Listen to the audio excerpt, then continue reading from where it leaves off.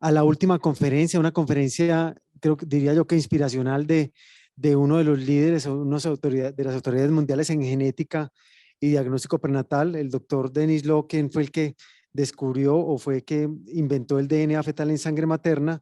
El doctor Oscar ha presentado un mini currículum que realmente cuando ustedes revisan el currículum del doctor es impresionante, y él muy amablemente lo contactamos y se prestó muy amable para presentarnos esta conferencia. Oscar, adelante. Sí, en una diapositiva no caben ni las fotos que tiene con todo el planeta, ni los premios que se ha ganado, ni todos los estudios que tiene. Pero Denis Law nació en Hong Kong en el año 63, en la época en que Hong Kong era una colonia británica. Recuerden que Hong Kong perteneció al Imperio Británico más o menos 150 años. Entonces, de pronto esto le facilitaba a todos los chinos de Hong Kong ir a estudiar a Inglaterra. Él estudió primero en Cambridge, un preclínico. Después en Oxford hizo el entrenamiento clínico con su PhD. Es profesor de patología química en la Universidad China de Hong Kong, director del Instituto de Ciencias de la Salud de Li Ka-shing, patólogo químico con interés en patología y diagnóstico molecular. Tiene más de 290 publicaciones ya siendo autor o coautor de estas, y él desde 1989 más o menos empezó a ver en los estudios de DNA de células cancerosas que circulaban en la sangre, que se interrogó si de pronto las células fetales, el DNA fetal, podría estar circulando en sangre materna, y más o menos en el año 97 publica en la revista Lancet la primera publicación, perdón el pleonasmo, de su estudio, en donde demuestra la presencia de un porcentaje importante de DNA fetal en sangre materna. Pueden oír la conferencia en inglés o en español, la traducción. Moviendo el Zoom. Adelante con el doctor Denis Law. Quisiera, antes que nada, agradecer al profesor José Sanin Blair. Es un privilegio y un honor hablarle sobre mi trayectoria en la invención de pruebas prenatales no invasivas y algunos desarrollos futuros de este campo. Esta es una foto de hace unos 30 años, cuando todavía era estudiante de medicina en Oxford. Como estudiante de medicina, me tocó estudiar diferentes temas. Uno de ellos fue obstetricia y ginecología. Aprendí sobre la práctica de pruebas prenatales, que en la época tratábamos de hacerlo con cerdas, tomando ADN del cerdo, del feto, con aguja insertada para hacer amniocentesis, y obviamente este procedimiento es riesgoso. Me pregunté entonces si era posible desarrollar un método más seguro simplemente tomando muestras de sangre de la madre. Pensé en la posibilidad de tomar rastros celulares nucleoides de que el feto haya transferido a la madre. Pero para hacer la investigación necesitamos un marcador para detectar las células. Así que una idea en la época que se me ocurrió fue usar el cromosoma Y, el cromosoma masculino. Entonces persuadí a un profesor de la universidad para que me dejara hacer experimentos en el laboratorio universitario, y un experimento que hicimos fue usar la técnica de hibridación in situ para hacer tinción del cromosoma Y. Cada vez que vemos una célula masculina vemos un puntito, aquí lo vemos, un punto negro. Aquí vemos cuatro células fetales en la sangre de la madre, y obviamente en esa época estaba empezando a proliferarse la PCR, la reacción en cadena de polimerasa. Pensamos si era posible utilizar PCR para detectar el cromosoma Y. Entonces logramos hacerlo, publicamos este artículo en el 89, que fue coincidencialmente el año en que me certifiqué como médico. Y unos meses después, en el Lancet, también salió un artículo que dice aquí, ¿es un niño? Porque teóricamente también PCR se puede utilizar para determinar el sexo del bebé. Y me certifiqué como médico y trabajé un año como practicante. Durante ese año seguí pensando en esta idea, en este proyecto, y decidí finalmente que después de terminar mi práctica iba a hacer un doctorado de tiempo completo en Oxford. Aquí hay una foto mía en Oxford, en el laboratorio, como estudiante de doctorado. Aquí vemos que estoy cubierto de pies a cabeza, protegido de pies a cabeza, y la razón, porque estoy utilizando el cromosoma Y como marcador, y obviamente cada célula de mi cuerpo tiene el cromosoma Y. Así que estoy protegiendo el experimento de mí mismo. Esto se volvió una aguja en un pajar. Cuando empecé a trabajar de tiempo completo me di cuenta que la magnitud y la dificultad era mucho más allá de lo que me imaginaba por la rareza de las células fetales en la sangre de la madre. Entonces seguí trabajando y trabajando 3 años y medio y sin cesar, y todavía no podía encontrar una técnica que fuese suficientemente robusta para uso rutinario. Así que se acabó mi beca, llegó el día de la graduación, en el 94, en verano. En esa época tuve la suerte de conocer a mi esposa, Allison. Ahí la vemos ahí en la foto en la ceremonia de graduación. Y volví a la práctica médica, seguí trabajando en este proyecto cuando podía, me dio tiempo, cada que sacaba tiempo, durante varios años. Y en el 97 regresó, el año que regresó Hong Kong a la China. Y ese año, con mi esposa, decidí regresar a mi hogar, a mi casa, a Hong Kong. Entonces me uní a la Universidad China de Hong Kong, que este es el hermosísimo campus en el nororiente de Hong Kong. Me acuerdo todavía, unos 3 meses antes de partir de Inglaterra, de partir de Oxford para Hong Kong, me leí unos artículos en The Nature of Medicine. Había unos artículos sobre el tema de la ADN circulante libre de células en el paciente de cáncer. Entonces se me ocurrió, el bebé viviendo dentro de la madre es parecido, es similar a un cáncer creciendo en un paciente de cáncer. Así que de pronto pensé, en estos 8 años he estado buscando en el lugar equivocado, en la dirección equivocada, en la fracción equivocada de la sangre. Durante los últimos 8 años estaba mirando la fracción celular de la sangre. Así que pensé, ¿será que de pronto debo concentrarme en la fracción libre de célula en el plasma? Pero el problema es que en esa época yo no tenía muchos recursos y nunca había antes manejado el plasma. Entonces pensé, ¿cómo puedo acceder al ADN del bebé, del feto en la sangre? Y me acuerdo que cuando me cansaba de la comida de la universidad, me iba para mi dormitorio y me hacía unos deliciosos noodles. Y obviamente para hacer noodles hay que hervir el agua, echamos los noodles y unos minutos después tienes una deliciosa sopa de noodles. Entonces pensé, ¿será posible de pronto hervir el plasma y en ese caldo encontrar rastros de ADN fetal? Un experimento crudo, pero muy interesante. Lo logramos. En esta preparación cruda logré detectar el cromosoma Y en el plasma materno y el suero materno que había sido hervido. Esta es la primera vez que descubrimos ADN circulante libre de célula en el plasma. Antes los investigadores se concentraban en la célula y descartaban el suero.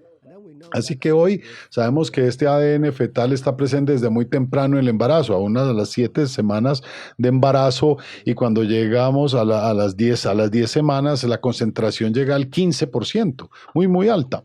Y luego después del embarazo, después del parto, se desploma.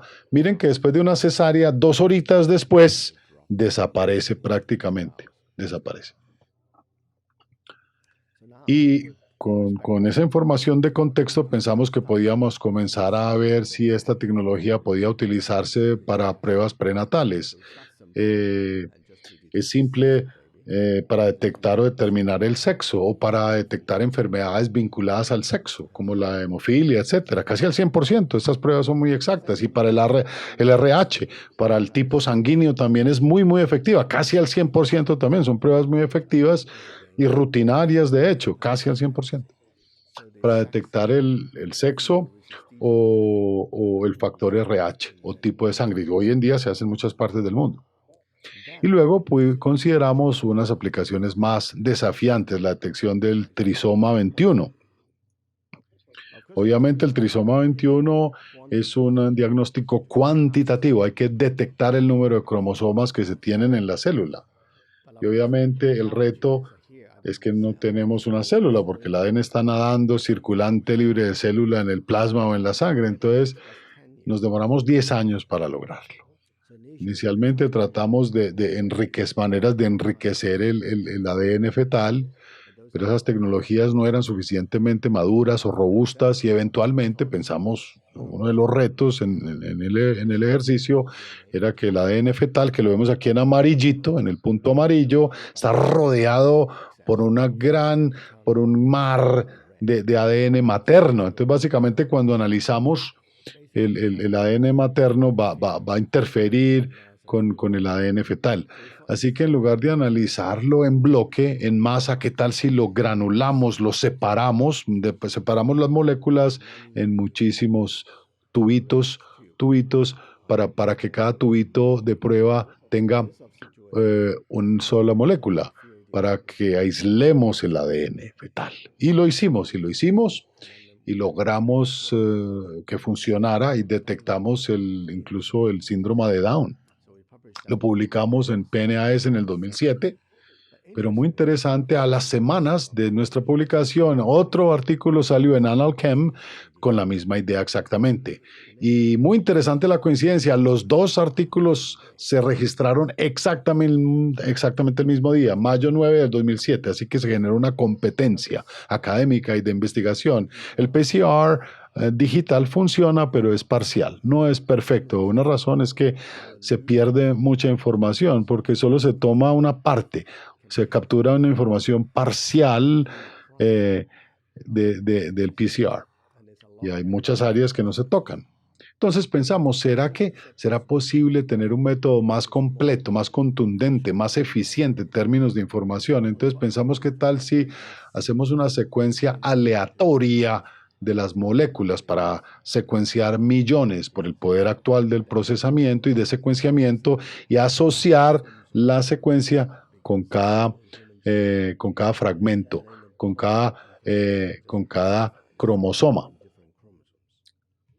Lo interesante, miremos aquí, por ejemplo, aquí vemos que en el trisoma 21, en embarazos de trisoma 21, vemos que en verde y rojo tenemos los partos o embarazos mucho más significativos. Se ve la señal del trisoma 21 y pudimos obtener 100% de precisión diagnóstica para Down. En 14 embarazos y 14 grupos de trisoma y 14 de grupo de control, de madres del grupo de control. Y a las semanas salió otro artículo del mismo grupo. Y empezamos a tener mucha curiosidad. ¿Quién es este otro grupo? ¿Quiénes son estos investigadores? Miré la página y encontré el profesor a cargo era profesor Stephen Quake de Stanford University. Lo interesante es que también se había graduado de Oxford con un doctorado en el 94, justo el mismo año en que yo me gradué. Venía de mi misma universidad. Entonces me fui para la casa con mi y hablé con mi esposa y ella muy inteligentemente sacó la foto de la graduación y miren ustedes, miren al profesor Quake justo al lado nuestro el mismo día graduándose de mi universidad. Muy interesante la coincidencia. Unos años después tuve la fortuna de ser elegido a la Academia Nacional de la Ciencia en Estados Unidos, the National Academy of Science, y vi mi nombre ahí muy feliz. Y luego unas lineecitas después veo al profesor Quake. El destino nos había juntado. Esta es la foto en la ceremonia de la Academia Nacional de la Ciencia, cuando fuimos admitidos, los tres nos tomamos la foto para recordar y rememorar este día. Volviendo a la ciencia, vimos que en algunos casos el secuenciamiento funcionaba, el secuenciamiento para detectar trisoma 21, pero la pregunta era, para empujarlo y lanzarlo a la práctica médica, teníamos que desarrollar algo más contundente. Pudimos hacer un tamizaje del 99.7%, bastante interesante.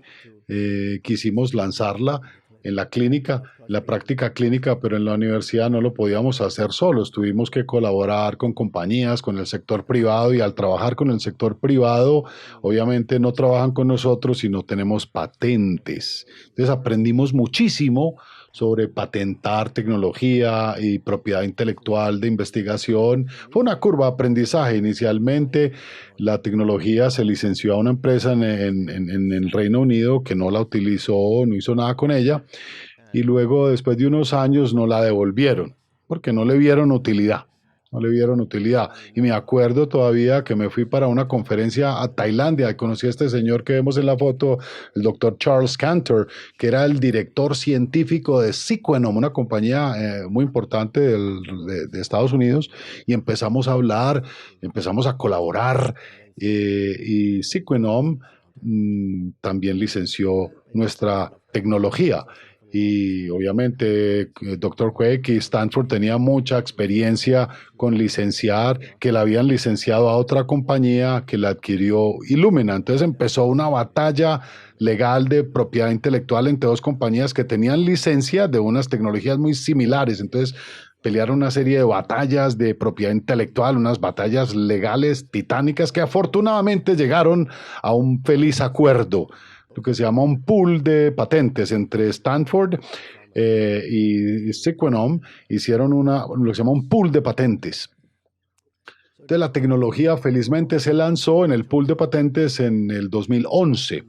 Y hoy en día se puede usar la tecnología en docenas de países, en más de 90 países en el mundo, donde millones de mujeres en embarazo se les hace la prueba. En la China, cada año, una tercera parte de todos los bebés en la China se les hace un NIPT, que es una prueba prenatal no invasiva. Es una de las pruebas genómicas más rápidamente adoptadas de la historia. Volvamos a Hong Kong, que es la ciudad donde nací. En Hong Kong, básicamente damos gratis, totalmente gratis a los hospitales la tecnología para que los ciudadanos, sobre todo las mujeres de embarazo de alto riesgo, tengan gratis pruebas, y es un servicio de cribado o de tamizaje gratuito. Entonces la meta inicial creo que la cumplí. En esta época había cumplido esta meta inicial, pero todavía no estoy listo para jubilarme. ¿Qué sigue? Que pues, todavía no me voy a jubilar, así que ¿qué podemos hacer para avanzar esta tecnología? ¿Hasta dónde podemos llevar este concepto? Hasta su máximo potencial. ¿Será posible secuenciar todo el genoma desde los rastros fetales? Pero esto es una tarea compleja porque el genoma está fragmentado en millones y millones de piezas en el plasma, y el genoma del bebé y de la madre se mezclan y son similares. Entonces, ¿cómo podemos diferenciarlo? Entonces, pensándole, me acuerdo un día, estaba en el teatro viendo una película de Harry Potter, ahí la ven, en 3D. Me acuerdo todavía en la sala de cine, poniéndome las gafitas, esperando a que empezara la película, y luego me acuerdo como si fuera ayer el nombre de Harry Potter en la pantalla, y miré en la parte izquierda de mis gafitas la H. La H, se me ocurrió que era muy parecida a un par de cromosomas. Y me acuerdo, cada par de cromosomas que tiene el bebé tiene una copia de la mamá y una copia del papá, como una H. Significa que tengo que tener dos algoritmos, no uno, dos algoritmos. Hasta ese entonces pensaba en uno, tener un solo algoritmo. Ahora me di cuenta que necesitaba dos, y lo descubrí en esa película. Básicamente, así es como funciona. Me acuerdo, imagínense que esta foto es el genoma del papá y esta foto el genoma de la mamá. Y el feto tiene la mitad del papá y la mitad de la mamá, ¿no? Luego vamos a la sangre de la madre, que tiene muchos genomas flotando, y queremos descodificar el genoma del feto. Y ahora ¿qué hacemos con el papá? Primero miremos el genoma del papá a la izquierda y se compara con el genoma de la mamá, y estamos tratando de encontrar cosas que solo están presentes en el genoma del papá pero ausentes en el de la mamá, para que encontremos más fácil el rastro fetal, como la flor ahí en la foto. Y luego miramos y cazamos por la flor en el plasma de la mamá, Y ahí encontramos esa herencia del papá. Y juntamos estas flores y el resultado es la mitad del papá en el genoma del feto. Pero la mamá es más difícil porque el bebé se entremezcla y flota en el genoma con los genomas de la mamá y cada flor que le dio el bebé a la mamá lo tendrá, entonces no se puede utilizar. Es la técnica, entonces tenemos que utilizar algo diferente. Otra técnica, entonces pensamos en la parte izquierda del genoma de la mamá y hay una parte derecha, que es una tasa o una relación de 1 a 1. Se divide en dos. Imagínense que pasa la mitad de la derecha al feto y luego se libera nuevamente al plasma de la mamá. Entonces, básicamente lo que hacemos es que vamos a la sangre de la madre y contamos la cantidad de mitades que fueron transmitidas al bebé. Para hacer la prueba de este concepto, para ver si funciona, reclutamos unas parejas de un hospital, una pareja con 12 semanas de embarazo, para ver la dificultad, para que miremos la dificultad. Para secuenciar, tenemos que secuenciar millones y millones de moléculas. 4 billones de moléculas. Tuvimos que secuenciar 4.000 millones. Es como hacer 65 veces el secuenciamiento del genoma humano. Cuando empezamos esto nos costó unos $200,000 de la época, costosísimo. Y este es el resultado. Esto es lo que se llama un mapa Circus, de una empresa que se llama Circus Plot, que es una técnica de visualización gráfica. Aquí en azul vemos el genoma. Y vemos acá la talasemia B, del genoma de talasemia B, que vemos que el bebé es portador de talasemia B. En este caso, esto salió en Science Translational Medicine en un artículo. Y unos 18 meses después, dos grupos de otros grupos de investigadores también replicaron el experimento. Podemos ver cómo este campo se ha ido desarrollando. Miramos las células fetales en la sangre de la madre, pero estas células circulantes libres de célula y el feto era la época correcta para retroalimentar lo que habíamos aprendido a la práctica del cáncer, porque el cáncer es el principal asesino en muchos países todavía. Entonces, un cáncer con que empezamos, el que se llama el cáncer faringeonasal, nasopharyngeal, o NPC por sus siglas en inglés, que afecta esta parte del cuello y la garganta. Miramos aquí que es muy común en la parte del sur de la China, donde yo vivo. En los hombres cantoneses, 1 en 40, 1 en 39 tienen este cáncer. Una estadística espantosa. Así que para que este método de detección funcione, necesitamos tener un objetivo molecular asociado con el cáncer, como el cromosoma Y está asociado con el feto masculino. Entonces, para este cáncer es lo que se llama el EBV. El EBV. Todos tienen este genoma EBV, todos estos pacientes. Como hipótesis de cribado o de tamizaje, esta célula EBC libera ese ADN al flujo sanguíneo de la madre. Así que muchos practicantes en la época no me lo creían, porque como somos portadores de EBV, muchos, entonces vamos a tener muchos falsos positivos todavía, pero decidí seguir adelante con el experimento. A pesar de todo, aquí a la izquierda vemos pacientes de NPC con los genomas en la sangre, y a la derecha tenemos el grupo de control saludable, individuos saludables. Entonces pensamos que de pronto esta tecnología funcionaba para lo que se llama detección temprana. Muy importante, y es muy importante, vale la pena, porque sabemos que mientras más temprano detectemos, el cáncer es un pronóstico mucho más positivo. En fase 1 la supervivencia es casi el 90% y vemos que en la fase 4 se desploma a menos del 60%. Pero a pesar del sistema de salud muy bueno en Hong Kong, aún así 76% de los pacientes de NPC en Hong Kong se detecta en fase 3 y fase 4, así que muchos pacientes mueren y queremos hacer algo y queríamos hacer algo al respecto. Hace algunos años entonces propusimos un proyecto donde pudimos hacer un cribado, tamizaje de 20,000 sujetos en Hong Kong durante 3 años, enfocándonos en un grupo de edad de 40 a 60 de hombres y tratar de ver si podíamos utilizar esta detección temprana del cáncer para pacientes de NPC. Entonces creamos un equipo, mandamos un equipo a cada una de las regiones de Hong Kong y reclutamos unos 20,000 casos. Reclutamos al final 20,000 sujetos, entre los cuales detectamos 34 casos de cáncer faringeo-nasal, NPC.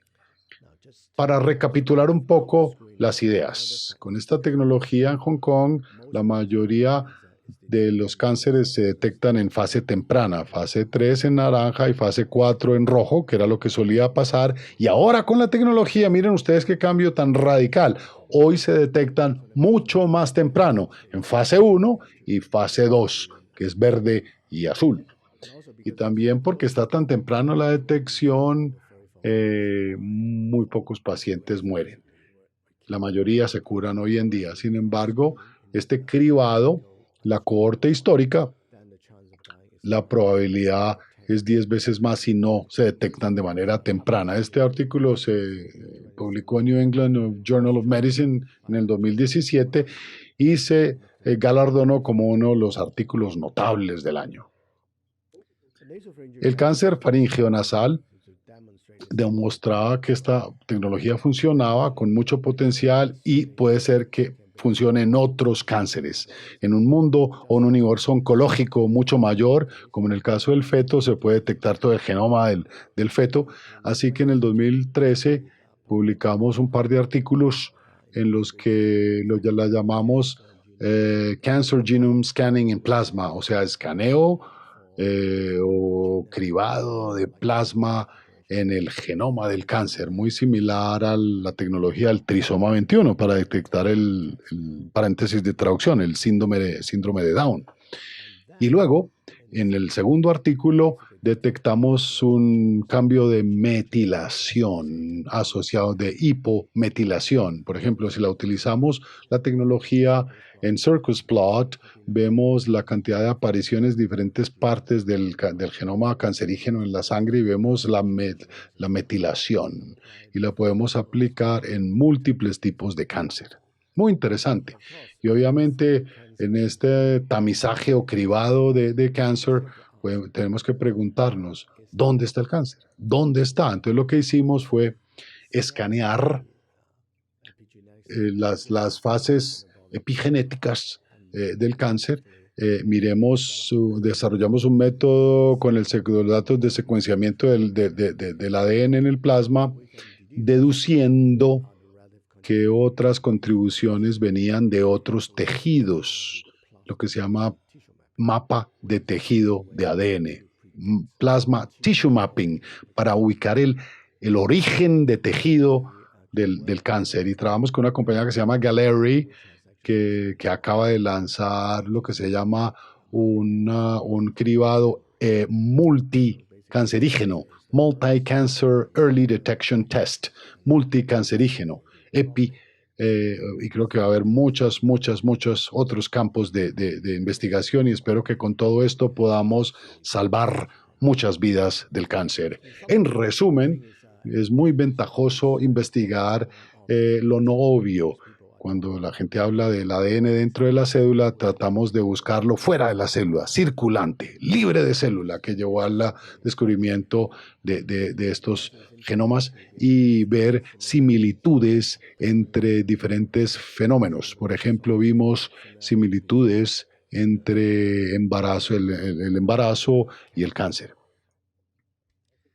Y pienso que también para este trabajo futuro es muy valiosa esta investigación como clínicos y como médicos, tratantes, podemos ver, y como científicos vemos el nivel de posibilidades y finalmente una gran sinergia entre la investigación académica y la comercialización. Eh, Antes nos enfocábamos mucho en investigación académica, pero no teníamos los métodos de lanzarlo en la práctica para beneficiar a los pacientes. Entonces, con todo esto, creo que la era de NIPT, de detección temprana o de pruebas de detección temprana, está con nosotros para quedarse y espero con esto los pacientes se beneficien muchísimo. Finalmente, quiero agradecer a todo mi equipo, a todos los individuos que ayudaron a la investigación. Muchísimas gracias a todos ustedes y muchas gracias a Medicina Fetal por invitarme.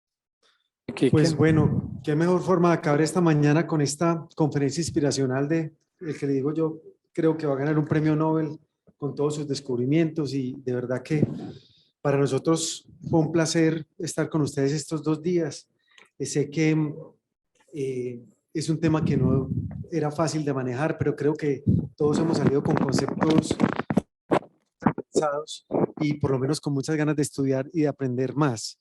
De parte mía, de parte de todo mi grupo, de parte de todo el grupo organizador, creo que este es otro evento exitoso de los que realizamos cada año. El próximo año esperamos hacerlo presencial, si las cosas se permiten. También queremos agradecer enormemente a todos los que han estado acá todo el tiempo y a los patrocinadores, a Odla Francol, a Bayer, a Laboratorios Exceltis, a Cordol de Vida y Colgenes, a General Electric, a Promecto Mindray y a Genetics, quienes se han vinculado para tratar de abaratar costos y que les llegara a todos ustedes este evento de gran calidad. Yo los espero el próximo año. Nosotros estamos atentos a recibir observaciones. Si quieren algún tema en específico, siempre somos, digamos que tratamos de estar a la vanguardia. En estos 30 años de empresa siempre nos hemos reconocido por innovar y también lo queremos hacer en nuestros cursos. Así que si tienen alguna sugerencia, háganselo saber a mí o a cualquiera de los compañeros. Muchísimas gracias por toda la atención y los esperamos el próximo año. Hasta luego.